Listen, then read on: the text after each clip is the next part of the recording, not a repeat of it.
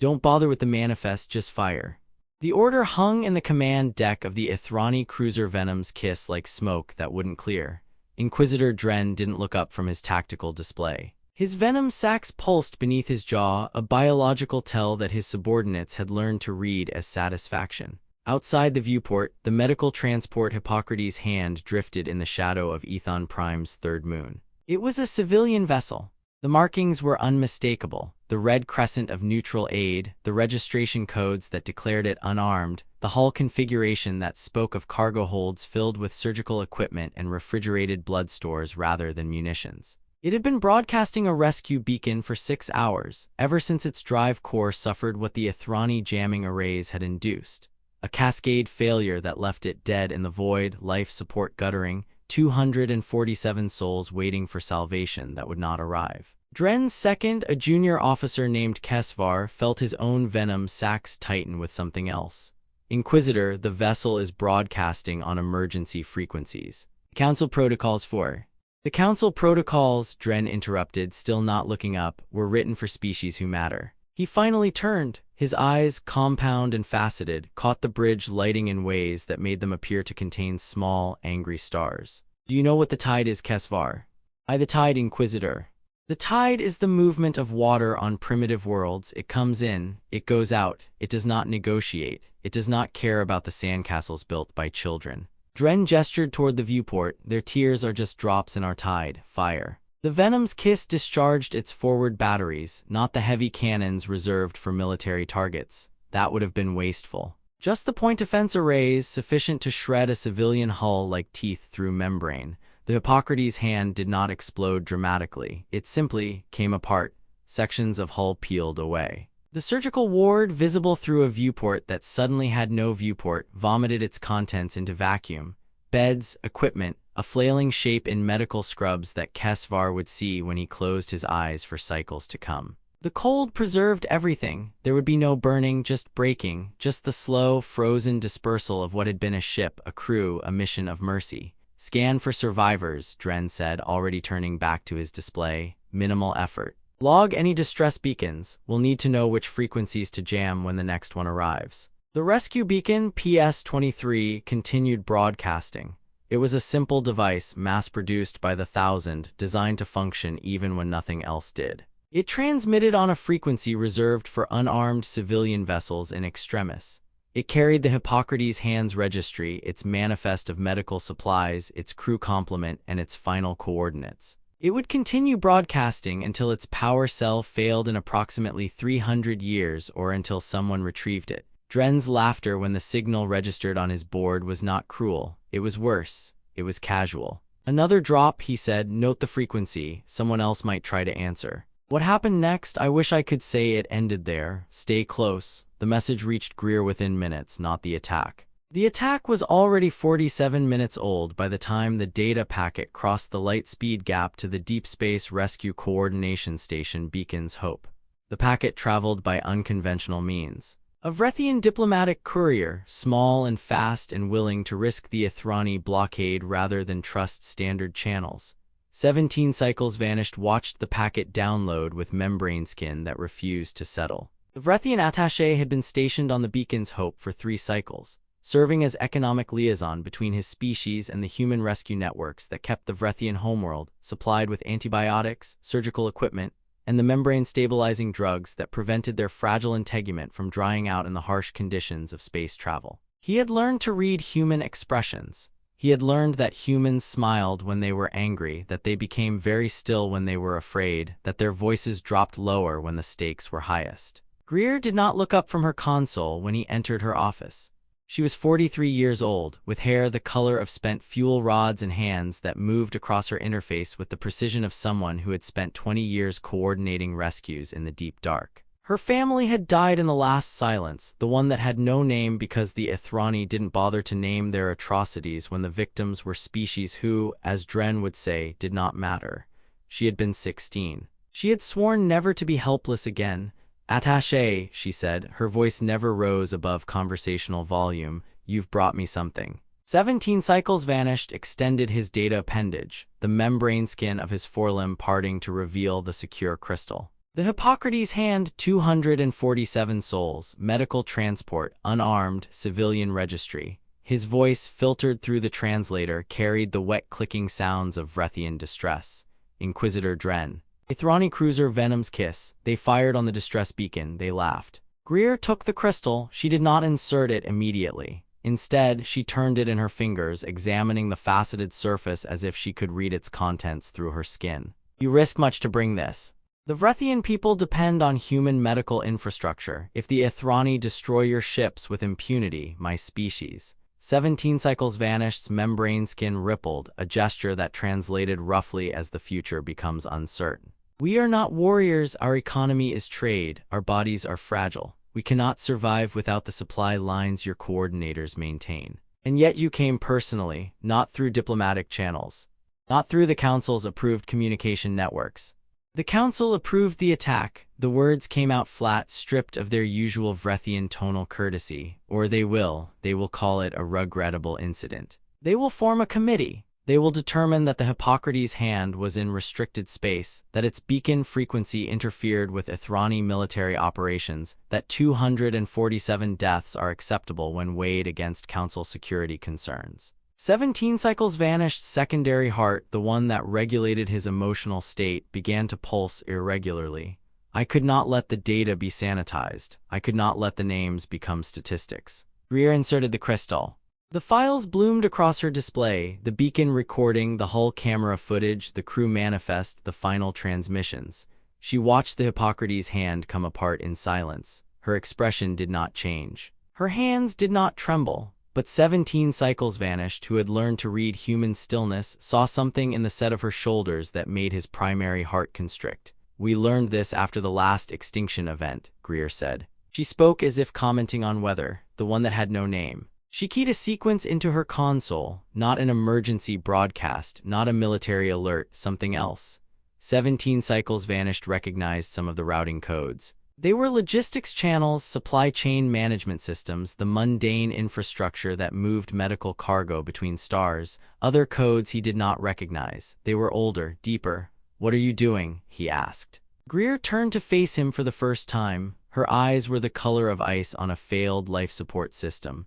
Coordinating a rescue, she said. The Hippocrates Hand is still broadcasting. 247 souls require evacuation. They're dead. I watched the footage. I brought you the footage.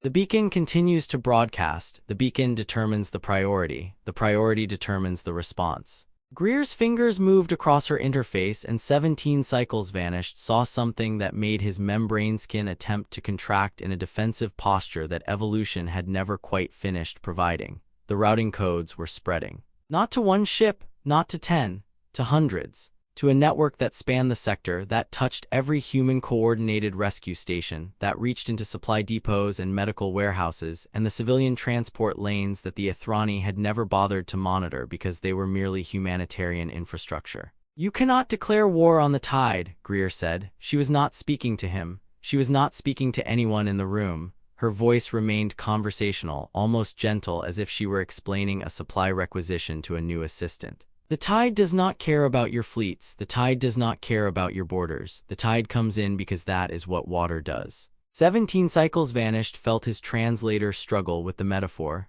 I do not understand. You are a rescue coordinator. You have no military authority. The Ythrani. The Ythrani, Greer interrupted, and for the first time her voice carried something that might have been steel beneath the softness, have spent 300 years purchasing military hardware from human manufacturers. They have spent 300 years accepting human engineering into their supply chains. They have spent 300 years assuming that a species obsessed with saving life would never contemplate the alternative. She turned back to her console. They were half right. The first responses began arriving, not warships.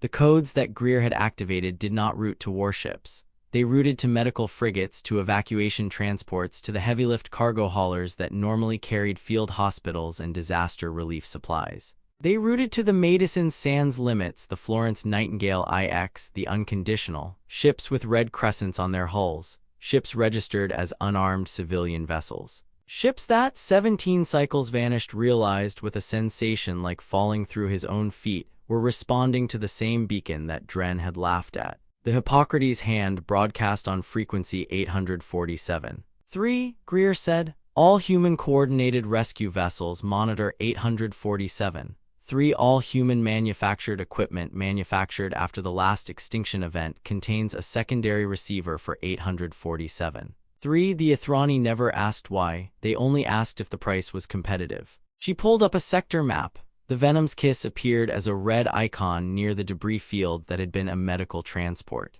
Around it, other icons began to bloom, the green of rescue vessels, the blue of supply ships, the white of medical coordination networks. They were not approaching in attack formation. They were not approaching in any formation at all. They were simply converging, responding to a beacon, doing what they had been designed to do. The Venom's kiss will detect them soon, 17 Cycles Vanished said. They will fire, they are Ythrani, they fire on unarmed vessels. Yes, Greer agreed, they do. She entered another sequence.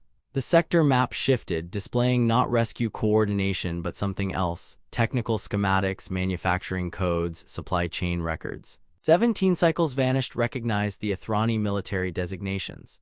He recognized the human manufacture codes. He recognized the integration points where human engineering had been incorporated into Ythrani systems to reduce costs, to improve efficiency, to maintain the delicate balance of council politics that kept the Ythrani powerful and the humans helpful. The targeting arrays on the Venom's kiss, Greer said. Human manufacture. Series 7 manufactured in the Proxima yards, the same series installed on every Ythrani cruiser built in the last 80 years. The same series that responds to frequency 847. 3. When that frequency is broadcast with certain modifications. 17 Cycles Vanished felt his secondary heart stop entirely. You built kill switches into their weapons. We built rescue coordination into their weapons. Greer corrected him without heat. The Series 7 targeting array was designed to prioritize civilian distress signals. To avoid firing on medical transports, to protect the vulnerable. The Ythrani requested that feature be disabled for their military applications. We disabled the user interface. We did not disable the hardware. She turned to face him fully. They have been firing on ghosts for 3 hours. Every targeting solution they have attempted since the Hippocrates hand began broadcasting has been automatically redirected to the beacon source. They have been firing at a signal that no longer has a ship attached to it. They have been revealing their position, their capabilities, their willingness to commit atrocity to every rescue vessel in the sector. 17 Cycles Vanished stared at the map.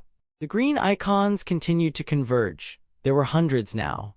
Thousands, if you counted the automated supply drones and the emergency response platforms and the mobile surgical units that had been stationed at neutral ports throughout the sector, waiting for disasters that had never come. The Vrethian homeworld alone hosted 47 such units, maintained at human expense, staffed by human medical personnel, protected by treaties that the Ythrani had signed without reading because they were merely humanitarian agreements. You cannot declare war on the tide, Greer said again. You can only decide where you stand when it arrives. She reached for her broadcast console. I am going to speak to Inquisitor Dren now. I am going to offer him the right to surrender. He does not have the right to negotiate. I would like you to witness this, attaché. I would like your species to witness this. The Vrethian economy depends on human trade, yes, but it also depends on human restraint. You should see what happens when that restraint is withdrawn. 17 Cycles Vanished felt his membrane skin settle at last, though not into comfort, into the resigned texture of a being who has committed to a course and can only hope the water is deep enough. We will witness, he said. We will offer docking rights to your rescue armada. We will offer fuel. We will offer intelligence. We will offer everything. Greer's hand paused above the broadcast control. For a moment, something moved behind her eyes that might have been grief, or might have been memory, or might have been the simple exhaustion of someone who had spent 20 years preparing for a moment she had prayed would never arrive. The last extinction event, she said, taught us that help and dominance must be the same system, that you cannot protect the vulnerable without the power to punish their predators. The galaxy thought we were building a medical network. She pressed the control. We were building a nervous system. The broadcast opened. The Venom's kiss appeared on her display, its commander visible in the tactical feed that the Ythrani cruiser didn't know was being shared with 300 rescue coordination stations across the sector. Dren's compound eyes caught the light like angry stars. He was laughing at something his second had said, some joke about the debris field, some comment about drops in the tide. Greer began to read the names of the dead. It would take 4 minutes. She did not raise her voice. She did not need to. The frequency carried. Dren stopped laughing. The sound died in his throat like a small animal caught in a trap. His compound eyes, which had been tracking the debris field with the casual satisfaction of a predator surveying a successful kill, suddenly fixed on his tactical display with an intensity that made his subordinates step backward. The screen showed what it had been showing for 3 hours, the rescue beacon, PS-23, broadcasting from coordinates that no longer contained a ship. But now, overlaid on that signal, was something else. Hundreds of somethings. Green icons blooming across the sector map like a contagion, like a disease spreading faster than any biological agent, like rescue vessels, HFY said, his voice carrying the flat disbelief of someone reading a label that refused to match the contents. Medical transports, civilian registration, they're converging on our position. Jam the frequency, Dren ordered. His venom sacs pulsed, but the rhythm was wrong now, stuttering, irregular. Jam all frequencies in the 847 range, now. The jamming arrays are already active, Inquisitor. They have been since we engaged the target. Then why are they still coming? HFY's hands moved across his console, pulling technical readouts that his species had not designed, that his engineers had purchased from human manufacturers because the price was competitive and the integration was seamless, and the humans were merely builders of medical equipment and agricultural systems, and the soft infrastructure of civilization that warriors did not need to understand. The Series 7 targeting arrays, he said, and his voice had gone very small, very wet, very Vrethian in its distress. They're responding to the beacon. They're prioritizing it. They're designed to avoid firing on medical transports, Inquisitor. The hardware won't lock. The software won't execute. The arrays keep redirecting to the beacon source. Dren struck him, not with thought, not with strategy, but with the simple physical reflex of a species that had evolved to dominate through venom and terror. HFY stumbled, his jaw clicking where the mandible had cracked, his own venom sacs contracting in submission patterns that his biology could not suppress. Manual override, Dren hissed. Bypass the Series 7. Fire on the rescue vessels. Fire on everything. The override requires Council authorization codes. The codes are transmitted through the same arrays. The arrays are. They're not accepting the transmission, Inquisitor. They're treating it as a secondary distress signal. They're prioritizing the beacon. How long had the Ythrani been firing on ghosts? Greer's voice continued through the broadcast channel, reading names that Dren could not hear because his audio systems had automatically filtered civilian frequencies as non-threatening, as irrelevant, as drops in a tide that did not concern him. But the Vrethian diplomat heard, the rescue coordinators heard, the network heard. 17 cycles vanished, felt his secondary heart resume its irregular rhythm, pounding against his fragile sternum with a force that threatened to tear his membrane skin from the inside. He watched Greer's face as she read, her voice never rising, never breaking, never offering the emotional release that his Vrethian physiology craved. She was not performing grief. She was demonstrating it. Showing how a species learned to carry the dead without collapsing, to speak their names without screaming, to make the weight of loss into a weapon sharper than any blade. Marcus Chen, she said, emergency physician, specialized in membrane trauma, had been scheduled to rotate to the Vrethian homeworld next cycle. Yuki Tanaka, she said, surgical nurse, kept a garden in the hydroponics bay, grew flowers that only bloomed in Earth-standard atmosphere. David Akafer, she said, supply coordinator, was teaching himself Vrethian trade protocols, wanted to understand the people he was helping. The names continued. 4 minutes, 247 souls, each one a drop in a tide that Dren had thought he commanded, that he had believed would recede at his approach, that he had never understood was not water at all but something else entirely. The accumulated weight of every human who had ever watched someone die and sworn never to be helpless again. On the tactical display, the green icons continued to converge. They were not warships. They would not fire. They did not need to. They were simply present, overwhelming the Ythrani targeting systems with legitimate civilian contacts, flooding the tactical picture with more rescue beacons than any military computer could prioritize, creating a sensor environment where the Venom's kiss could not distinguish between threat and victim because the humans had erased the distinction. You cannot declare war on the tide, Greer said, and this time she was speaking to Dren directly, her voice carrying on the frequency that his systems could no longer filter, that his hardware prioritized above his own commands. You can only decide where you stand when it arrives. She paused, the silence stretched across the light speed gap, across the debris field, across the void where the Hippocrates hand had been. When she spoke again, her voice carried the absolute finality of water finding its level. You have the right to surrender. You do not have the right to negotiate. Dren's response was not words, it was fire. Desperate, uncoordinated, the Venom's kiss discharged every weapons system that would still respond, targeting the green icons, targeting the debris field, targeting the beacon itself with a fury that recognized its own impotence. The shots went wide. The Series 7 arrays, interpreting the energy discharge as potential collateral damage to civilian vessels, automatically adjusted the firing solutions away from the rescue ships, toward the only target that contained no life signs, no legitimate beacon, no protected status. The debris of the Hippocrates hand itself. The Ythrani cruiser fired on empty space, on frozen corpses, on the ghosts of the dead while the living gathered around it like mourners around a grave. You have exactly one chance to reconsider, Greer said. This is it. The deadline passed, not with an explosion, not with a broadcast ultimatum. Simply with the continued convergence of the rescue fleet, the steady accumulation of witnesses, the inexorable arithmetic of a network that had been designed to save lives and had been turned, with the simple adjustment of a frequency, into a mechanism of absolute accountability. Dren watched his tactical display as the Venom's Kiss's power systems began to fluctuate, not from attack. From the simple physical reality of maintaining weapons readiness beyond design specifications, of forcing hardware to operate against its fundamental programming, of the accumulated stress of a ship that had been firing on ghosts for hours while its life support, its navigation, its communications all degraded under the load. The beacon, Kesvar whispered.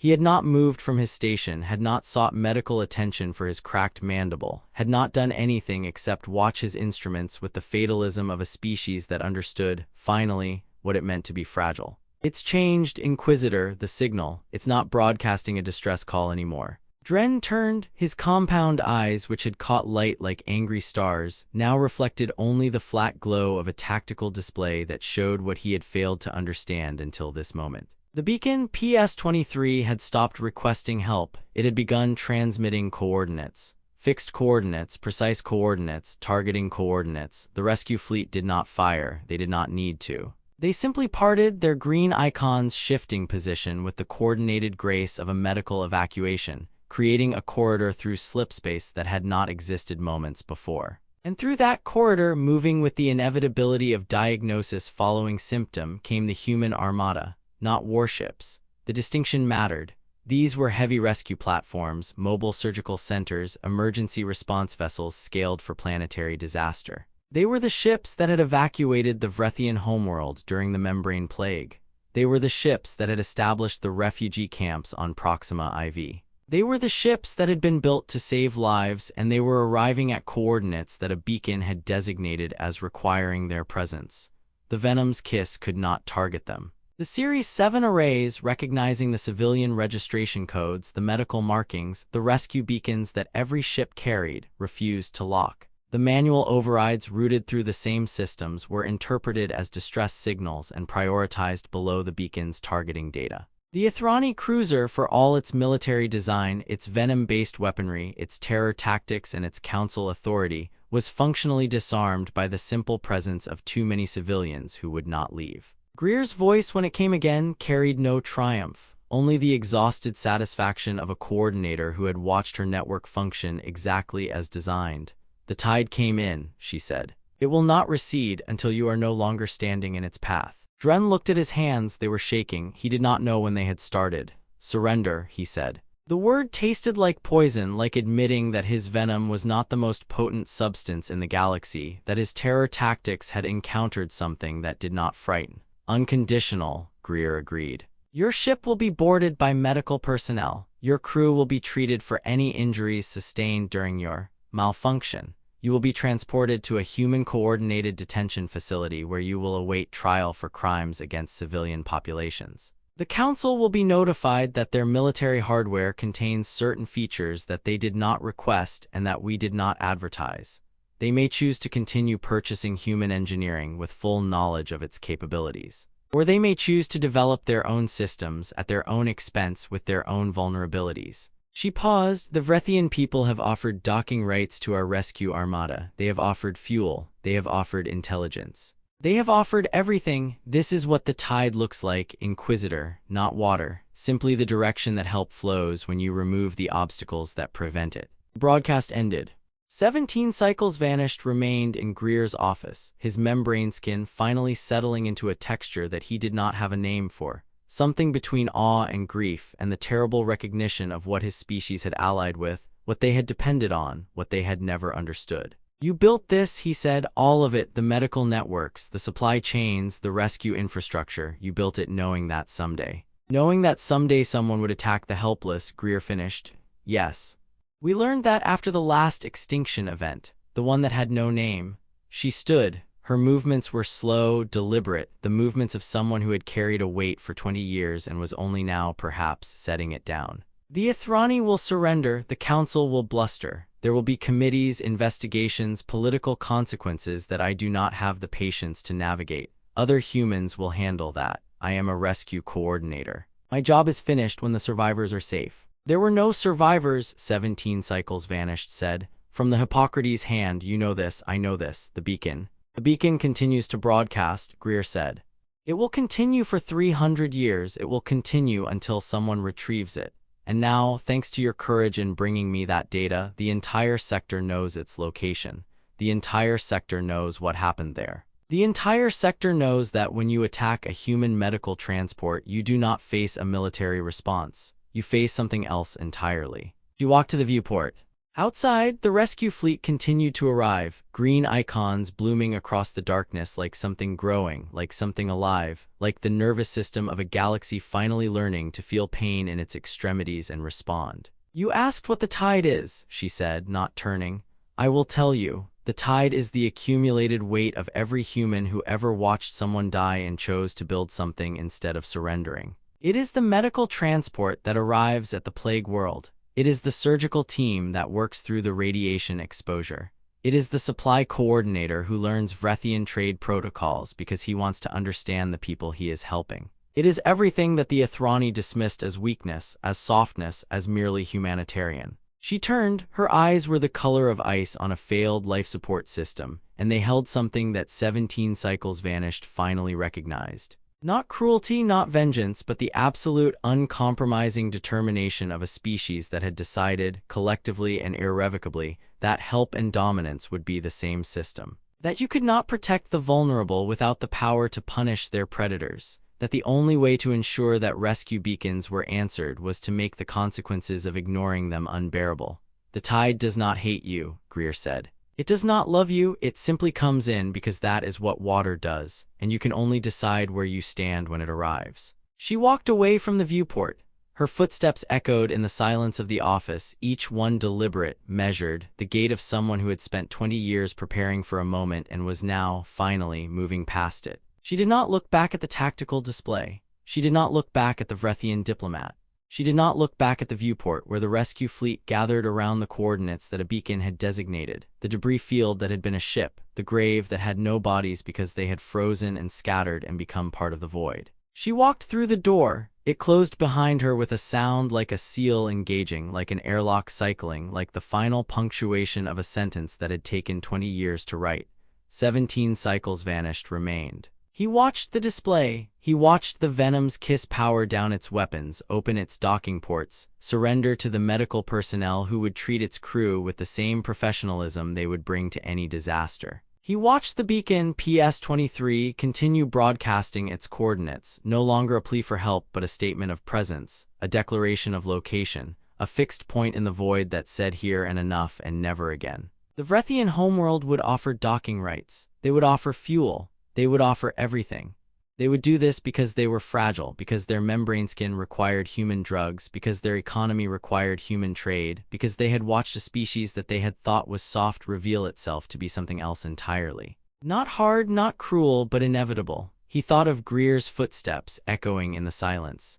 He thought of the names she had read, 4 minutes of the dead, 247 souls who had become part of the tide. He thought of Dren's compound eyes, which had caught light like angry stars and now reflected only the flat glow of defeat. The beacon continued to broadcast. 3 days later, a salvage vessel retrieved it from the debris field. The crew reported that its hull bore a single word, painted in emergency sealant by someone who had known they were dying and had wanted the galaxy to understand. Enough. The salvage crew brought it to the beacon's hope. Greer was no longer aboard. She had transferred to a different station, a different sector, a different set of coordinates where help might be needed and preparation might be required.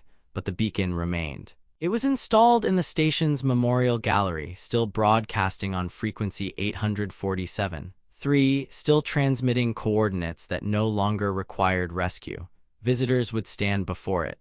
They would read the word. They would wonder if it was a statement of exhaustion or a declaration of limit, if it meant we have had enough or you have done enough or simply this ends here. The beacon did not answer. It simply continued as it had been designed to do, functioning beyond the destruction of its ship, beyond the death of its crew, beyond the moment that had required its use. It broadcast for 300 years as its power cell had promised. And in all that time, no Ythrani cruiser fired on an unarmed human medical transport. No Inquisitor laughed at a distress signal. No one who understood what the tide meant chose to stand in its path.